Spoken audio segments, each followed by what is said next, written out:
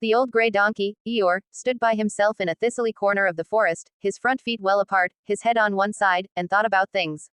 Sometimes he thought sadly to himself, why, and sometimes he thought, wherefore, and sometimes he thought, and as much as which, and sometimes he didn't quite know what he was thinking about. So when Winnie the Pooh came stumping along, Eeyore was very glad to be able to stop thinking for a little, in order to say, how do you do, in a gloomy manner to him. And how are you? Said Winnie the Pooh. Eeyore shook his head from side to side. Not very how, he said. I don't seem to have felt at all how for a long time. Dear, said Pooh, I'm sorry about that. Let's have a look at you. So Eeyore stood there, gazing sadly at the ground, and Winnie the Pooh walked all round him once. Why, what's happened to your tail? He said in surprise. What has happened to it? Said Eeyore. It isn't there. Are you sure? Well, either a tail is there or it isn't there. You can't make a mistake about it. And yours isn't there. Then what is? Nothing. Let's have a look, said Eeyore, and he turned slowly round to the place where his tail had been a little while ago, and then, finding that he couldn't catch it up, he turned round the other way, until he came back to where he was at first, and then he put his head down and looked between his front legs, and at last he said, with a long, sad sigh, I believe you're right. Of course I'm right, said Pooh. That accounts for a good deal, said Eeyore gloomily. It explains everything. No wonder. You must have left it somewhere, said Winnie the Pooh. Somebody must have taken it, said Eeyore. How like them, he added, after a long silence. Pooh felt that he ought to say something helpful about it, but didn't quite know what. So he decided to do something helpful instead. Eeyore, he said solemnly, I, Winnie the Pooh, will find your tail for you. Thank you, Pooh, answered Eeyore. You're a real friend, said he. Not like some, he said. So Winnie the Pooh went off to find Eeyore's tail. It was a fine spring morning in the forest as he started out.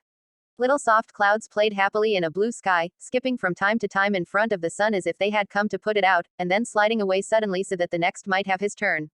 Through them and between them the sun shone bravely, and a copse which had worn its furs all the year round seemed old and dowdy now beside the new green lace which the beeches had put on so prettily. Through copse and spinney marched Bear, down open slopes of gorse and heather, over rocky beds of streams, up steep banks of sandstone into the heather again, and so at last, tired and hungry, to the 100-acre wood. For it was in the 100-acre wood that Owl lived. And if anyone knows anything about anything, said Bear to himself, it's Owl who knows something about something, he said, or my name's not Winnie the Pooh, he said.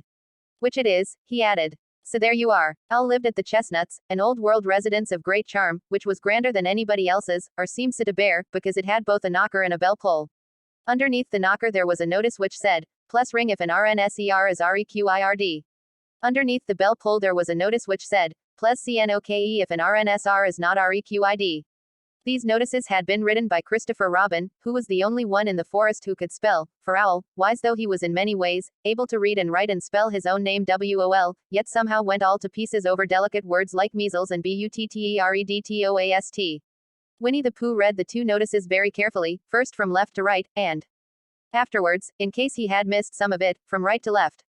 Then, to make quite sure, he knocked and pulled the knocker, and he pulled and knocked the bell rope, and he called out in a very loud voice, Owl. I require an answer. It's Bear speaking. And the door opened, and Owl looked out. Hello, Pooh, he said. How's things? Terrible and sad, said Pooh, because Eeyore, who is a friend of mine, has lost his tail. And he's moping about it. So could you very kindly tell me how to find it for him? Well, said Owl, the customary procedure in such cases is as follows. What does crustimony proceed cake mean? Said Pooh. For I am a bear of very little brain, and long words bother me. It means the thing to do. As long as it means that, I don't mind, said Pooh humbly. The thing to do is as follows. First, issue a reward. Then, just a moment, said Pooh, holding up his paw. What do we do to this, what you were saying? You sneezed just as you were going to tell me. I didn't sneeze. Yes, you did, Owl. Excuse me, Pooh, I didn't. You can't sneeze without knowing it. Well, you can't know it without something having been sneezed. What I said was, first issue a reward. You're doing it again, said Pooh sadly. A reward, said Owl very loudly. We write a notice to say that we will give a large something to anybody who finds Eeyore's tail. I see, said Pooh, nodding his head. Talking about large somethings, he went on dreamily, I generally have a small something about now, about this time in the morning, and he looked wistfully at the cupboard in the corner of Owl's parlor, just a mouthful of condensed milk or whatnot, with perhaps a lick of honey. Well, then, said Owl, we write out this notice, and we put it up all over the forest. A lick of honey, murmured Bear to himself, or not, as the case may be. And he gave a deep sigh, and tried very hard to listen to what Owl was saying. But Owl went on, using longer and longer words, until at last he came back to where he started, and he explained that the person to write out this notice was Christopher Robin. It was he who wrote the ones on my front door for me. Did you see them, Pooh? For some time now Pooh had been saying, yes, and, no, in turn, with his eyes shut, to all that Owl was saying, and having said, yes, yes, last time, he said, no, not at all, now, without really knowing what Owl was talking about.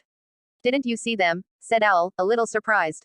Come and look at them now. So they went outside, and Pooh looked at the knocker and the notice below it, and he looked at the bell rope and the notice below it, and the more he looked at the bell rope, the more he felt that he had seen something like it, somewhere else, sometime before. Handsome bell rope, isn't it? Said Owl. Pooh nodded. It reminds me of something, he said, but I can't think what.